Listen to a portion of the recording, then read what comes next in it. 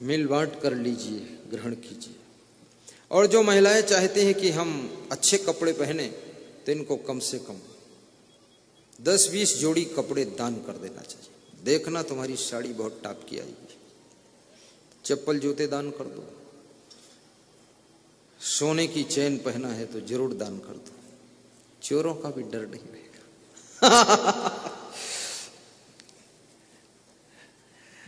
और कभी कभी भोजन भंडारा दान किया करो। दान करने से गरीबी मिट जाती है, अमीरी आ जाती है, भाग्य खिलता है। खिलाकर तो देखिए लोगों को क्या होने वाला है। आज के करीब 28-30 वर्ष पहले हम ट्रेन में जा रहे थे, तो मेरे पास में आश्रम से कुछ पेड़ा बना कर दिया था वहां के कोठारी साहब ने, और एक झिल्ली में बांध लिया था उसको हमने, डब्बा उब्बा था नहीं। तो मैं रेलवे स्टेशन रतलाम जंक्शन पर निकाल कर पेड़ा खा रहा था। वहां 2-3 लोग और खड़े थे, उनको भी दे दिया एक एक पेड़ा। पेड़ा खत्म हो गया, हम एक ही खाए। तो हमने कहा चलो खत्म हो जाने दो, कोई बात नहीं। फिर मैं चुल्लू से पानी पी रहा था टोटी में, गिलास उलास भी था नहीं, डायरेक्ट पी लो, ज्यादा झंझट मत पड़ो। तो पीछे से एक भगत खड़ा था। जब मैं पानी पीकर खड़ा हुआ तो बोला कि आप संत हैं? हमने कहा यस। कहाँ जा रहे हो? हमने कहा गुजरात। बोले मेरे डिब्बे में आ जाओ। तो हमने कहा तुम मेरे डिब्बे में आ जाओ। बोला मेरे फैमिली है, मैं नहीं आ सकता, सामान ज्यादा। हमने कहा मैं अकेला हूं, तुरंत आ जाऊंगा आप साथ। तो मैं उसके डिब्बे में बैठ गया। उसने अंगूर संतरा मंगाया, फिर हमको खिलाया। मैंने प्रवचन सुनाया, फिर वो अपने घर ले गए, वहां प्रवचन करवाया। फिर इंदौर में उसका एक घर था, वहां भी करवाया। और वहां से मैं मध्य प्रदेश में फैला और गुजरात में फैला। एक पेड़े का खेल दान देने से इतना फायदा है। थोड़ा सा खिलाइए लोगों को, इसलिए कहते हैं अन्नदान महादान होता है। और प्रेम दान भी कीजिए, प्रेम से बोल भी दिया करो लोगों से। इसमें तो कोई खर्चा नहीं। प्रिय वाक्य प्रदानेन सर्वे तुष्यन्त जंतवः तस्मात् देव वक्तव्यम वचने किम दरिद्रता। प्रिय वाक्य बोलने में क्या दरिद्रता है? प्रेम से बोल दीजिए। जो ग्राहक प्रेम से बोलता है, दुकानदार उसकी याद करता रहता है। और जो दुकानदार प्रेम का व्यवहार करता है, तो ग्राहक ढूंढ के वही जाता है। जो डॉक्टर मरीज से प्रेम से बोलता है, तो मरीज वेटिंग कर लेगा, लेकिन उसी के यहाँ जाएगा। प्रेम में बहुत बड़ी शक्ति होती है। प्रेम की शक्ति को पहचानो। और 2.5 अक्षर प्रेम का पढ़े सो पंडित होए, पोती पढ़े पढ़े जग मुआ पंडित हुआ न कोय। इस साखी को याद करो और अपने जीवन को प्रेम की गंगा में डुबाइए। और द्वेष, ईर्ष्या, घृणा को दूर कीजिए। सबके लिए प्रेम बरसाइए। देखिए आप प्रेमा अवतार हो जाएंगे और सभी का बेड़ा पार करेंगे। और प्रेम अपने बहुओं को भी दीजिए, बच्चों को भी दीजिए। अभी हमारे राजस्थान से एक संत आए हैं, अनमोल जी। कहाँ हैं? है इधर, आओ। देखो ये बहुत बुजुर्ग है, ये राजस्थानी भाषा टूमटा बोलते रहते कुछ। ये मेरे से कहते हैं मैं आपके आश्रम में मरूंगा, यहीं मेरी समाधि कर देना, मैं छोड़ के नहीं जाऊंगा। तो मैंने कहा बिल्कुल मत जाओ छोड़ के। और राजस्थान से आए, तो मैंने कहा कल क्यों नहीं आए? बोले इधर उधर हो गए हम, और आज जय बोल रहे थे। और ये आदमी ऐसा आदमी है, इसको भी हमने कुछ नहीं दिया है, केवल प्रेम। जब मुझे राजस्थान में कोई जानता मानता नहीं था, तब इनके यहाँ मैं 18 संतों को लेकर के 15 दिन इसके घर पे दूसरी मंजिल पर ठहरा था। पूरा खर्चा इन्होंने उठाया था, प्रोग्राम भी कराया था कि गुरुदेव कोई नहीं जानता आपको, हम जानते, हम संभालेंगे। और वहीं से इन्होंने पूरे राजस्थान में प्रचार किया है। ऐसा व्यक्ति अनमोल जी नाम है।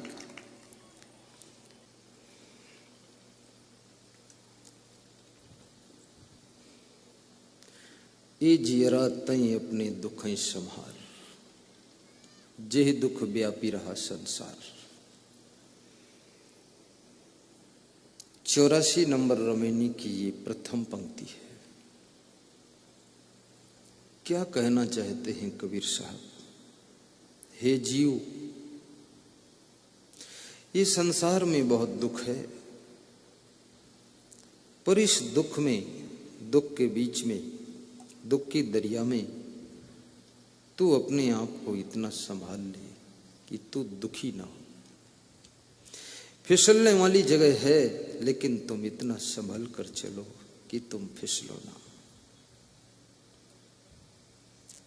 भटकने वाली गलियां हैं संसार की, लेकिन तुम अपने आप को इतना संभालो कि तुम भटक न जाओ। विचित्र विचित्र दुख मनुष्य के जीवन में आते हैं, और सबसे बड़ा दुख आपको अपने परिवार से मिलता है। और परिवार में जो आपका बेटा है, कभी कभी तुम उससे ज्यादा दुखी होते हो, क्योंकि तुम 100 बार कहते हो ये मेरा बेटा है, लेकिन बेटा एक बार भी नहीं कहता ये मेरे पापा है। उस समय तुम्हें दुख लगता है कि जिसके लिए इतना कुछ किया था वो मुझे पिताजी कहना भी नहीं चाहता है। उस समय तुम दुख में डूब जाते हो, लेकिन बेटा तुमसे कहता है कि हमने कब कहा था तुम हमारे लिए इतना करो, क्यों इतना किया था? तब और ज्यादा तुम दुखी हो जाते हो। और जब बेटा तुमसे कहता है कि आप अपना देख लो, हम अपना देखते हैं, तब तुम घायल हो जाते हो कि अभी उम्र अच्छी है मेरी, तभी भी साथ छोड़ रहा है। फिर अपने को कमजोर समझ लेते हो। तब भक्त कहता है, तेरे दर पे आने से पहले मैं बहुत कमजोर होता हूं गुरुदेव। दुख में डूबा हुआ आत्मा, तेरे दर पे आने से पहले मैं बहुत कमजोर होता हूं, लेकिन तेरी दहलीज को छूते ही मैं कुछ और होता हूं, मैं कुछ और होता हूं। नमन करते ही मेरी जिंदगी का चमन खिल जाता है, खुशियों के फूल महकने लग जाते हैं। वृद्धावस्था में भी निराश मत होइए। राजस्थान के एक भक्त कह रहे थे, मेरा बेटा अमेरिका में है। तो मैंने कहा, तुम किस्मत वाले हो। बोले, किस्मत इतनी है अमेरिका पहुंचकर उसने बाप कहना बंद कर दिया। तो मैंने कहा, कुछ तो कहता होगा। बोले, अपनी मम्मी को माँ नहीं कहता है और मेरे को बाप नहीं कहता है। तो हमने कहा, क्या कहता है? बोले, कोई पूछता है ये कौन है, तो कहता है अपने खास आदमी है, वो उसका खास हो गया। दुख होता है अगर ये मुझे पिताजी कह देता, अपनी माँ को माताजी कह देता, दिल भर जाता है। जिस समय तुम रिश्तों को सम्मान के साथ में पुकारते हो, जब कोई स्त्री अपने पति को कहती है कि ये मेरे पति देव हैं, तो पति की थकान उतर जाती है। जब कोई कहता है पति की ये मेरी श्रीमती जी है,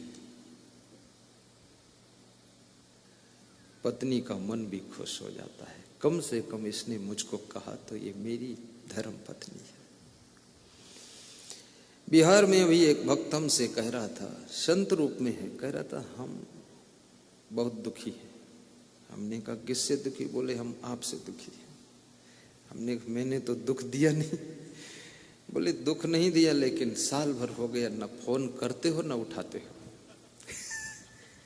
हाँ, रुपया तो दिया है आपने हमको, 2 लाख दान दिया है, आश्रम बना है, 40 लाख और दिलवाया आपने, वो भी सब बने, लेकिन ये सब वापस ले लो, पर बात तो कर लिया करो। बोला, हम बहुत दुखी। बैठ गया सिर हिला के मेरे पास। मैंने कहा, बात इसलिए नहीं करता हूँ क्योंकि बिजी बहुत रहता हूँ, बात इसलिए नहीं कर पाता हूँ क्योंकि दिल मिला हुआ है। बोले, ऐसा दिल मत मिले, बात होनी चाहिए। और उसको रोने लगा। वो 60 साल की उम्र का संत। हमने कहा, दुखी ना हो। बोले, कभी ये मुंह से कहे नहीं कि ये आश्रम मेरा है, कभी ये भी कहो कि ये संत मेरा है, आज माइक में बोलो। हमने कहा, शर्म लगती, नहीं बोलूंगा। बोले, जब तक ये नहीं कहोगे दुखी रहूंगा, कहो ये मेरा आश्रम है बिहार में। हमने कहा, मेरा है नहीं तो कैसे कहूँ, भूला लोग कहें घर मेरा।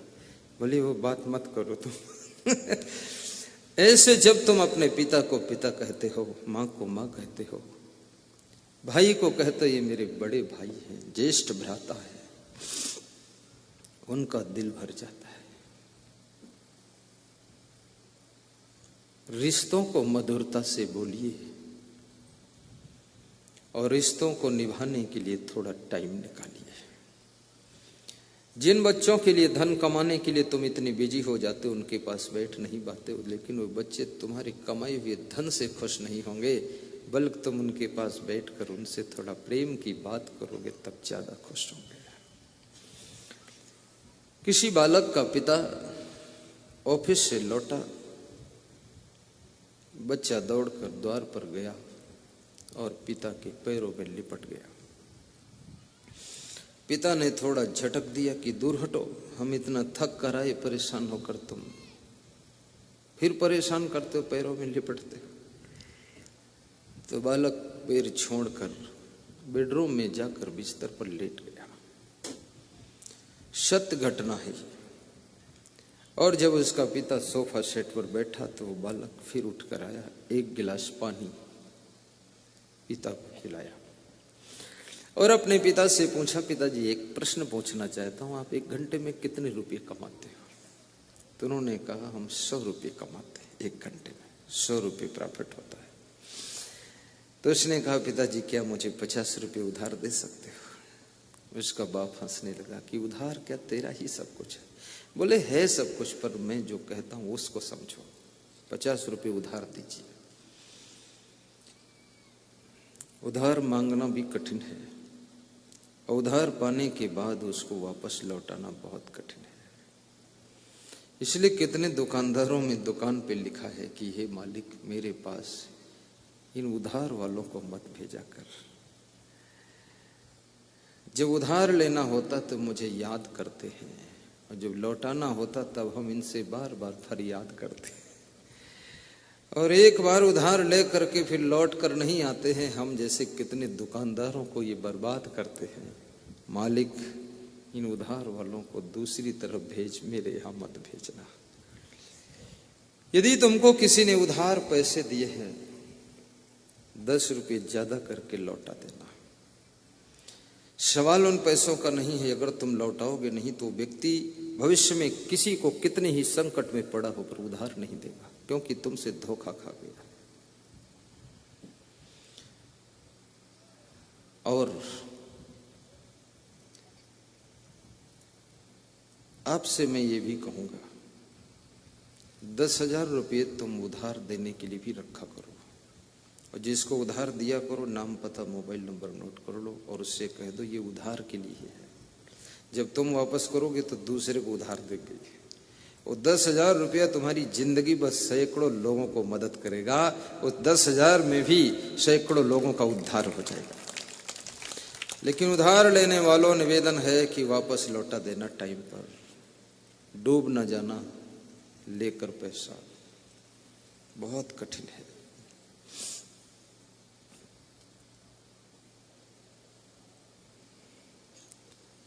अमेरिका में एक मित्र अपने मित्र के पास 20 रुपये उधार लेने आया, $20 उसने दे दिया।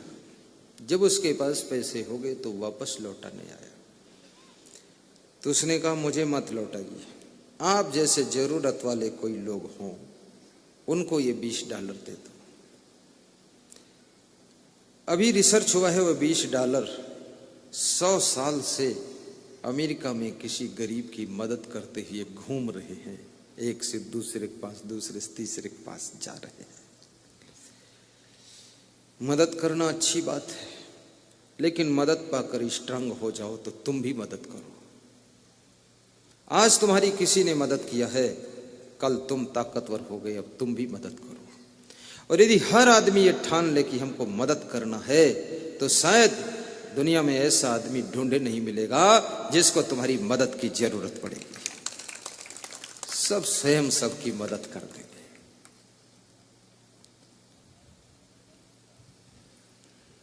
उस बालक ने अपने पिता से 50 रुपये उधार लिए और बेडरूम में गया और एक गोलक निकाला और गोलक को फोड़ा और उसके चिल्लर पैसे गिनना शुरू किया। छत्तीसगढ़ में फुटकर पैसों को चिल्लर कहते हैं, जिसको यूपी में रेजगारी कहते हैं, यहाँ चिल्लर कहते हैं, एमपी में फूटेट कहते हैं, राजस्थान में टूटे कहते हैं, और गुजरात में पता नहीं क्या कहते हैं, चिल्लर। मैंने चिल्लर भाषा यहीं सीखी। ऐसे चिल्लर नाम तो चीलगीद का होता है, पर ये चिल्लर है, यानी टुकड़ा टुकड़ा। और चिल्लर पैसे भी अच्छी चीज है, ले लेना चाहिए।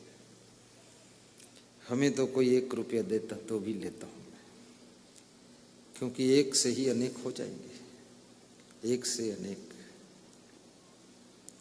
अभी बिहार हम गए थे, वहां लगभग 1 लाख चिल्लर आया मेरे पास। अब समझ सकते हैं, जहां चिल्लर 1 लाख आया, और पूरा 3 लाख मैंने वहां दान दे दिया साधुओं को। तो सबको गठरी बांध बांध कर दिया, थोड़ा वजन। तो एक लेंगड़ा साधु था, बोला कि टांग भी लंगड़ी है, ये 10 किलो वजन है, 21,000 का चिल्लर बांध दिया। तो हमने कहा यही मिला है, यही दे दूंगा, दूसरा यहाँ मिलता कम है तो क्या दूं मैं। अरे बोले भागे भूत की लंगोटी भली, लाओ तो हम ले जाएंगे। संत को भी दान करना चाहिए। कोई बहुत बड़ा उद्देश्य हो रहा हो कार्य, वहां दान दीजिए। कुंभ मेला के लिए संत महात्माओं को भी दान देना चाहिए। गुजरात के संत नरेश साहब ने हमें कुंभ मेला प्रयाग के लिए, कुंभ मेला उज्जैन के लिए 25-25 हजार रुपये दान दिए, 50,000। और मैंने उनसे कहा कि आप संत हो, रहने दो। बोले नहीं, हम कुंभ मेला में भंडारा नहीं कर सकते हैं, कैंप नहीं लगा सकते, लेकिन तुम लगा रहे हो तो हम सहयोग कर सकते हैं, बहुत बड़ा सहयोग कीजिए। मैं इसमें जानना चाहता हूं, ऐसे कितने लोग प्रयाग कुंभ में गए थे? हाथ ऊंचा करिए जरा, खड़े हो जाओ। खगेश राम जी, अगेश राम जी, खगेंद्र जी, हाँ ये देखो कितना। भुवनेश्वर जी, जेलर सिंह और अगेश राम, वाह, इतने लोग गए थे, ये प्रमाण है। बैठ जाओ। कोई महिला नहीं गई थी? कोई महिला गई थी? वाह वाह, कुंभ मेला प्रयाग। इनसे पूछ लेना कि जो तुम मुझे दान देते हो, उस दान को मैं क्या करता हूं, क्या करता हूं। वहां उसका उदाहरण पेश हुआ था, प्रयाग कुंभ में और उज्जैन कुंभ में। प्रयाग कुंभ में जितने भी कैंप लगे हुए थे, सब जगह आईडी देखी जाती थी। आईडी लाइए, कहां से आया। आईडी के बाद पहचान वाले हो तो अंदर, नहीं तो निकलो बाहर। आपका इकलौता कैंप ऐसा था जहां ना आईडी ना फाईडी, को देखना ही नहीं है, खाली ये देखना है आदमी होना चाहिए। अब गाय भी घुस जाती थी, वो जानती थी यहाँ आईडी नहीं लगती है। कितनी गायें घुस गई, तो हमने कहा तुम क्यों आई हो? बोले बिना आईडी वाला कैंप यही एक, चलने दो, खाने दो। गायें घूम रही थी। मैं संतों से बोल दिया इनको भी खिला देना, सब गायों की सेवा भी हो जाए थोड़ा थोड़ा। लुटने के लिए तैयार रहो, संसार में तुम्हें कोई चीज प्राप्त करना दुर्लभ नहीं रहेगा, और कुछ भी पाना चाहोगे तो आपकी झोली कभी भरने वाली नहीं। देने के लिए तैयारी करना है। लाखों भक्तों की संख्या इकट्ठी हुई, जिसमें 10% हमारे परिचित थे, 90% अपरिचित थे। जो आया सब खुश हो गए। एक आदमी मेरे पास आया, बोला हमने सुना यहाँ भोजन भी मिलता है। हमने कहा आश्चर्य नहीं है, खुलेआम मिलता है। बोले आपको ढूंढते ढूंढते 12 किलोमीटर पैदल चला, बहुत भूखा प्यासा हो गया। फिर यहाँ आकर कोई बताया, हमने कहा भोजन मिलता है? बोले हाँ भोजन भी मिलता है, और भोजन में भी कोई रोक नहीं थी। आलीशान भंडारा करो। और आज मैं आपसे ओपन करता हूं, हरिद्वार कुंभ में क्षमादेव की कृपा से हमारी संत मंडली के द्वारा बहुत बड़ा कैंप लगने वाला है, जिसमें 250 से 300 कमरे बनेंगे। और ऐसे कमरे जैसा कमरा तुम्हारे घर में भी नहीं, हमारे आश्रम में भी नहीं। ठाठ का कमरा, और उसका किराया 0। बिस्तर मिलेगा फ्री, वो भी 0 किराया। भोजन फ्री, चाय नाश्ता फ्री, सब 0, कुछ नहीं। जिसकी श्रद्धा हो दान करो, नहीं श्रद्धा है बिल्कुल मत करो, क्योंकि दान जो करता है उसका फल उसी को मिलता है। उसमें हमको कोई फायदा नहीं तुम्हारे दान देने से। पर आज 400 कुंटल अन्न हरिद्वार कुंभ के लिए संकल्पित हो गया है। 2 आदमियों ने कहा 400 कुंटल दूंगा, और 10 लाख रुपए आ चुके हैं हरिद्वार के लिए। और एक करोड़ों का खेल है, 3 करोड़ में इसको रखा गया है। और मेरे पास करोड़ों की बात छोड़ो, अरबों का इंतजाम है, अरबों का है। केवल मुझे बोलना है बस, इसलिए मैं बोलता हूं। हमारे आश्रम के संचालक कह रहे थे तुम क्यों बोलते हो मंच पर? तो हमने कहा बोलने से ही पैसा आता है। तो बोले हम कभी नहीं बोले। तो हमने कहा तुम्हारे पास आया भी कभी नहीं, न कुंभ में लगाया तुमने। बोले हमें शर्म लगती तुम बोलते हो। तो हमने कहा तो तुम दे दिया करो फिर। बोले मैं क्यों दे दूं? हमने कहा शर्म के कारण। तो बोले चलो बोलो जाकर तुम, कोई बात नहीं। पुराने मॉडल के हैं वो लोग। प्रयाग कुंभ, हरिद्वार कुंभ, उज्जैन कुंभ में जाने की मेरी इच्छा बिल्कुल नहीं है, कतई नहीं है। क्यों नहीं है? क्यों वहां कुसंग बहुत रहता है। लेकिन हम सिर्फ वहां इसलिए जाते हैं, तुम्हारे लिए सिर्फ जाते हैं, और मैं जाऊंगा नहीं वहां से कि ये भक्त लोग अगर पहुंचेंगे और ढूंढेंगे कहां रहूं, तो अगर कोई इनको रहने का ठिकाना सम्मान के साथ नहीं मिला तो इनकी श्रद्धा को चोट पहुंचेगी। और जिसको कोई रखने वाला नहीं है, वो चाहे जिस पंथ का हो, वो अपने कैंप में आ जाइए। पंथ पूछना नहीं, प्रदेश पूछना नहीं, ना पूछना है कंठी पहना है कि घंटी पहना है। पहनो चाहे ना पहनो, तुम आओ यहां हमारे पास, वहीं रहो। यही बात थी कि नहीं बोलोगे श्रम? थी, बिल्कुल यही बात थी। और यही खुलेआम हरिद्वार में भी होना है, क्योंकि हमें जीवन में और कुछ करना ही नहीं है, हमें यही काम करना है। सत्संग की गंगा बहती है गुरुदेव आपके चरणों में, और सेवा करनी है आप लोगों की। कभी कुंभ में आपको भटकना न पड़े, और सारी व्यवस्था को वो हम केवल संकल्प लेंगे, संत लोग परिश्रम करेंगे, और आप जैसे करोड़ों लोग उसको पूरा करेंगे, सब पूरा हो जाएगा। न जाने क्या मामला है, मन में सोचता हूं वही होता है। बैजनाथ धाम देवघर में मेरे मन में इच्छा हुई यहां मेरा प्रोग्राम होना चाहिए। 3 दिन बाद वहां पहुंचा, एक फोन आया कि 5 मिनट के लिए मेरे यहाँ आइए। मैं वहां गया, देखा वो आदमी का बहुत बड़ा कारोबार है। 5 मिनट प्रवचन सुनाया, बोला प्रोग्राम दीजिए 3 दिन का, 20 लाख खर्च कर दूंगा। हमने कहा आश्रम भी बना दोगे? बोले आज ही लिख देता हूँ 1 एकड़ जमीन यहाँ बैजनाथ धाम में, आधा किलोमीटर दूर पर। हमने कहा पहले प्रोग्राम करो। रांची में मेरी इच्छा हुई यहाँ प्रोग्राम हो, वहां पहुंचे, वहां 3 लोग आयोजक बने प्रोग्राम के, 3 करूंगा हम लोग अलग अलग। फिर इच्छा हुई गांव में भी होना चाहिए पड़ोस में, तो 2 गांव में मांग हुई। फटाफट जो इच्छा करी हो मन माही, गुरु प्रताप कुछ दुर्लभ नहीं। यथा यथा ही पुरुषः कल्याणे कुरुते मना, तथा तथा सिद्धन्ते नात्र संशया। नीतिकार कहता है जो जो मनुष्य अपना मन कल्याण के कार्यों में लगाता है, त्यों तो उसको सफलता मिलने में कोई संदेह नहीं रहता है, काम पूरा हो जाता है। तो मैं एक कहानी आपको सुना रहा था। कौन सी कहानी थी, किसी को याद है? बाप बेटा कहानी कोई है? बाबा कहानी कौन सी कहानी थी? ऐसा मंत्र मारता हूं तुम्हारा भी दिमाग यहां फेल हो जाता है। याद नहीं रहता क्या सुना रहे थे गुरुदेव, कुछ कुछ पकड़ा उन्होंने। बालक अपने कमरे में जाता है और गोलक को फोड़ता है और चिल्लर काउंटिंग कर रहा है। यही बात थी ना, मैं भी भूल जाऊं तो 12 बाट हो जाएगा। कभी कभी मेरा भी दिमाग कट जाता है। बालक को चिल्लर गिनते हुए देख करके पिता को थोड़ा गुस्सा आया कि इसके पास पैसे हैं और फिर भी हमसे 50 रुपए उधार ले गया।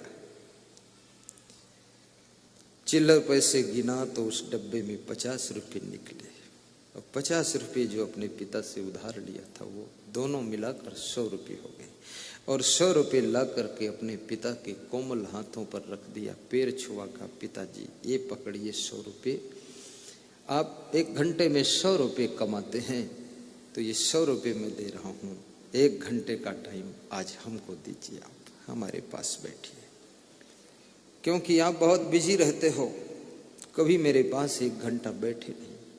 पिताजी याद रखना, बेटे को केवल धन नहीं चाहिए, बेटे को माँ बाप का प्रेम भी चाहिए, तो उस प्रेम के लिए 100 रुपये दे रहा हूं। हर माँ बाप को चाहिए अपने बेटे के पास थोड़ा बैठिए, आप बहू के साथ भी बैठिए, पोती पोता के साथ बैठिए, समय निकाल कर अपनी पत्नी के पास में भी बैठिए। कुछ ना बात करो तो भी गौर से देखिए और कहिए कि तुम धन्य हो, आपका बहुत सहयोग मिला इस गृहस्थी के जंजाल को चलाने के लिए। और अपने पति से कहिए कि तुम जैसा पति मिला तभी इस बोझा को ढो सके हम लोग। धन्यवाद की परंपरा को अपने घर परिवार में, आश्रम में, समाज में, ऑफिस में, पार्टी में विकसित कीजिए। एक दूसरे को धन्यवाद दीजिए। जिनके लिए तुम बहुत कुछ कर दिखाते हो वह तुमको धन्यवाद तो नहीं देते हैं, लेकिन कभी कभी तुमसे जब वाद विवाद करते हैं तब तुम्हें दुख हो जाता है कि जिसके लिए इतना किया वो देखो इतना गुस्सा हो रहे। माँ बाप के परोपकार को भी याद करना, गुरु की महिमा को याद करना, उनके महत्व को याद करना। और गुरु से कुछ नहीं चाहिए, केवल ज्ञान चाहिए। ज्ञान दो, भक्ति दो, भक्ति की शक्ति दो, और कुछ नहीं चाहिए। दुनिया में सब चीजें मिल सकती हैं, लेकिन ज्ञान ना पैसे से मिल सकता, ना उधार मिल सकता है। और जिसके पास में ज्ञान नहीं है, कितना ही पैसा हो, कितनी गाड़ी लाड़ी बाड़ी साड़ी खेती बाड़ी सब कुछ हो, पर वो सुख नहीं पा सकता है। जिस समय ज्ञान प्राप्त होता है, कांटों में भी फूलों जैसी महक आने लग जाती है। अभी हमारे पास में एक सज्जन आए थे यहीं प्रणाम करने के लिए। कह रहे थे कि हर समय आनंद ही आनंद रहता है। मोबाइल के यूट्यूब में सत्संग सुन करके ज्ञान हो गया है, अब दुख नहीं है। और ये सत्संग तुम सोचते होगे गुरुजी सुना रहे, मैं नहीं सुना रहा।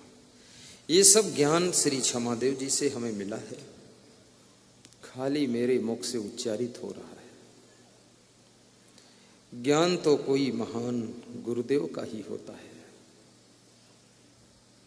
और ज्ञान के आचरण पर जब ये जीव चलता है तब वो जीव महान हो जाता है।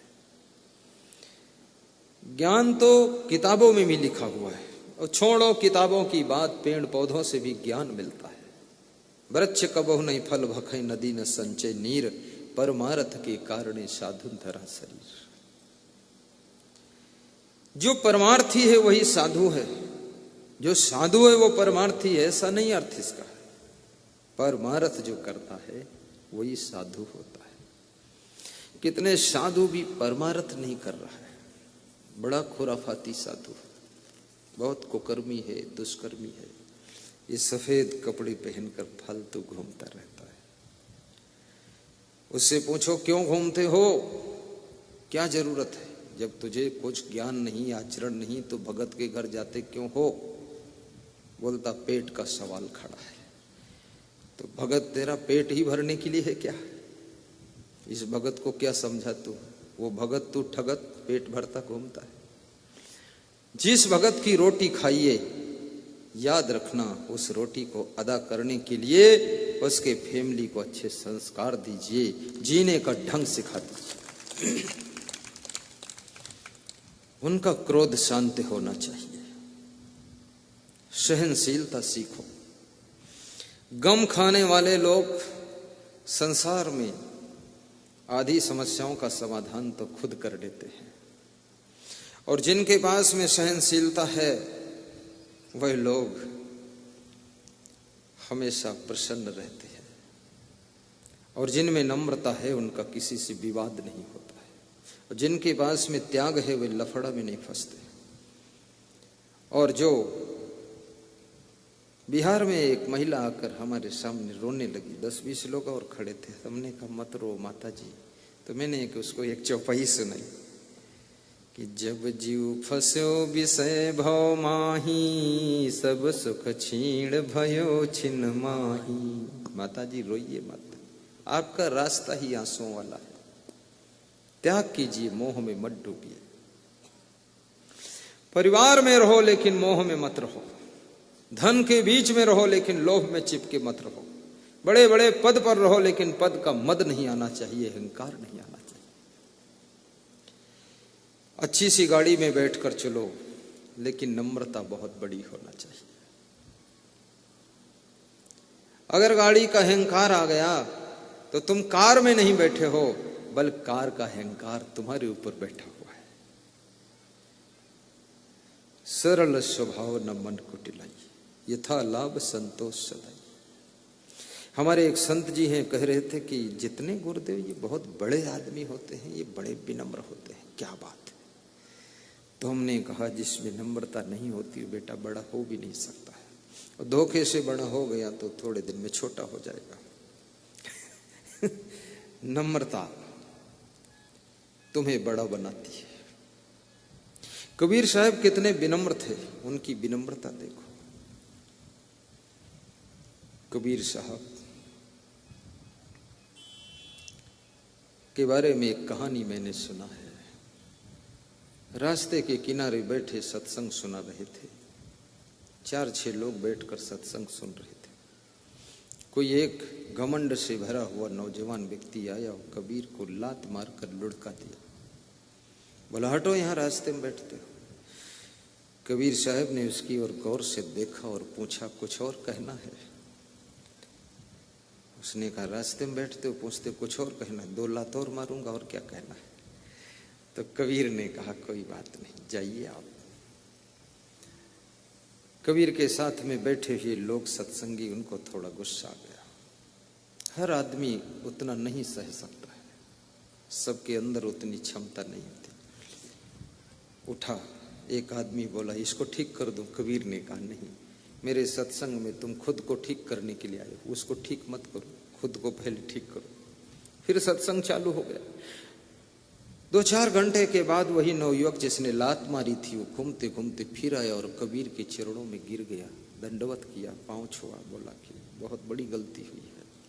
मेरी माँ ने कहा था इस समय कबीर जैसा कोई गुरु महान नहीं है, जाओ कबीर को गुरु बनाओ। तो मैं गुरु बनाने आया था तुमको ढूंढने के लिए, मैं पहचान नहीं पाया, 2 लात मार कर चला गया, माफ कीजिएगा। कबीर ने कहा कि 2 पैसे की हंडी लेवे, ठोंक बजाए दाम तब देवे, बड़े दाम का हीरा भाई क्यों न परीक्षा करके लाई। मिट्टी की हंडी भी लोग ठोंक बजा कर खरीदते हैं, तुमको तो गुरु बनाना था, थोड़ा 2 लात मार कर ठोंक कर देख लिया गुरु पक्का है कि कच्चा है। वो गुरुदेव का बहुत बड़ा भक्त हुआ, कबीर साहब का बहुत बड़ा प्रचारक हो गया और कबीर साहब के चरणों की सेवा करने लगा। इसलिए संतों ने कहा है कि सहनशीलता बहुत बड़ा तप है। मन सोहरौना नहीं बनाओ, सहनशील बने आप रहो। विशाल देव कहते हैं मन को सोहरौना मत बनाइए, स्वयं सहनशील बन करके रहिए। गम खा लीजिए, क्या फर्क पड़ता है। लोग कहते हैं कितना गम खाऊं, हम ही गम खाते हैं, दूसरों को भी तो गम खाना चाहिए। अरे ये प्रवचन मत सुनाओ, तुम खा सकते हो, खा लो। लड्डू होता तो नहीं कहते दूसरों को खाना चाहिए, तो 2 लड्डू होते दोनों खा जाते हैं। तो गम खाने में बताते दूसरों को भी खाना चाहिए। गम समान भोजन नहीं जो कोई गम को खाए, अम्बरीश गम खाइया दुर्वासा बिल लाए। आश्रम में रहो संत बनकर, वहां भी गम खा लिया करो। कितने संत भी बड़े तिरपट माइंड के होते हैं, आश्रमों में भी बहुत उलझन मचा देंगे और गम नहीं खा सकते। जरा अस्तित्व और व्यक्तित्व विनाश हो जाता है। लेकिन वो संत महान है। दुनिया में कहीं भी चले जाओ, चाहे घर में रहो, ससुराल में रहो, आश्रम में रहो, पार्टी में रहो, सब जगह प्रतिकूलता पड़ेगी ही। तुम्हारे अनुकूल कुछ कहीं सब होता ही नहीं है। इसलिए याद रखना, जो गम खा करके जीना सीख जाते हैं वही प्रतिकूलता में कांटों में गुलाब के फूल खिलाते हैं। मैं जिस आश्रम में रहता हूं, इस आश्रम में भी क्या मेरे मन का थोड़े सब है। नेपाल बॉर्डर मुस्तफाबाद में हम कहते हैं यहाँ पार्क स्टैंडर्ड होना चाहिए। मेरा गुरु कहता नहीं, पार्क के अंदर कटहल का पेड़ होना चाहिए। वो कटहल का लगा देते हैं, तो संचालक आते हैं, उसको उखाड़ के ले जाते। बोले यहाँ कटहल क्यों लगाया है? तो गुरुजी थोड़ा सुस्त हो जाते। मैं पूछता हूँ क्या हुआ गुरुदेव? बोले मैं कटहल लगाया था पार्क में, उखाड़ ले गए संचालक। तो मैं हंसता हूं, मैं कहता हूं गुरुदेव आप क्यों लगाते कटहल?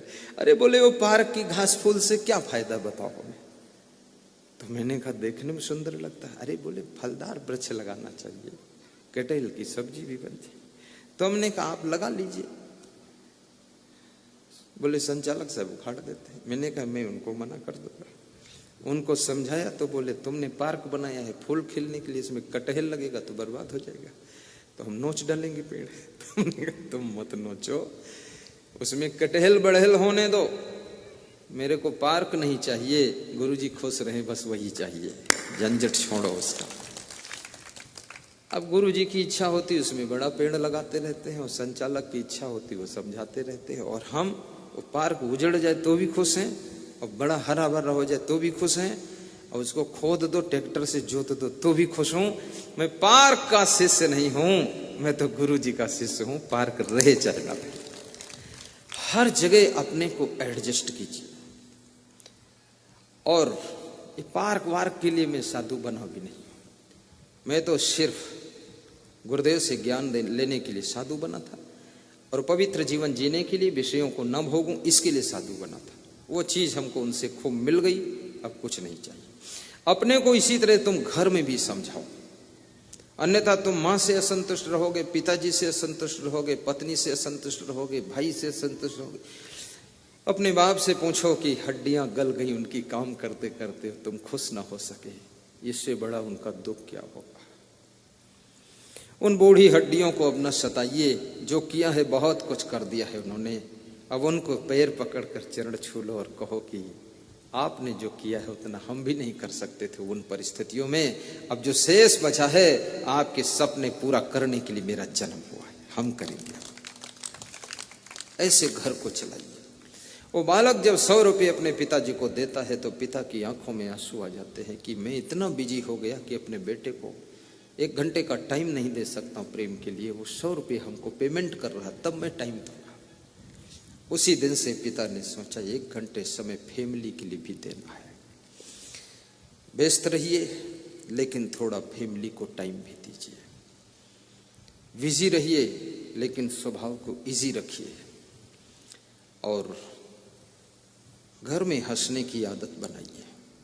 कितने लोग घर में घुसते ही भस्मासुर बन जाते हैं, बड़ी गुस्सा घर में घुसते ही गुस्सा हो जाते हैं। हाँ मैं मानता हूं तुम्हारी नजर उन चीजों पर पड़ रही जो बिगड़ी हुई चीजें है। कुछ कहीं झाड़ू टूटा पड़ा, कहीं हंडी फूटी पड़ी, कहीं कढ़ाई गंदी पड़ी, मांझी धोई नहीं, मिर्चियां लग रही, सब हो रहा है। लेकिन आप इसमें इतना मत उलझो। ये कितना ही तुम डांट फटकार लगाओ, ये सुधरने वाला सिस्टम ज्यादा नहीं है। जिसके पास जितनी बुद्धि उतना करेगा। आप तो हंसते ही घुसिए और सबको देखिए घर में, तो और ठहाका लगाइए कि वाह, और इसीलिए हंसो कि कढ़ाई उल्टा पड़ी, लुढ़क रही। कहां तक इनको समझाने में तुम उलझे रहोगे? आखिर जिंदगी में सुख शांति कब पाओगे? और ये तो समझने वाले नहीं, इतना बुद्धिमान नहीं बेचारे, इनको भी जीने दो, क्यों इनको मार डालोगे? इनके पास इतना दिमाग नहीं है शूटिंग करने का, संस्कार नहीं है इनके पास। ना ना ना, ये शूटिंग नहीं कर पाएंगे। तुम हो, ये हैं, इस अपनी पत्नी को भी निभा लो, इसको ज्यादा धक्का मुक्का मत करो, कमजोर है, गिर पड़ेगी, चोट लग जाएगी, बेचारी काम जितना कर रही करने तो उसको निभा लीजिए। और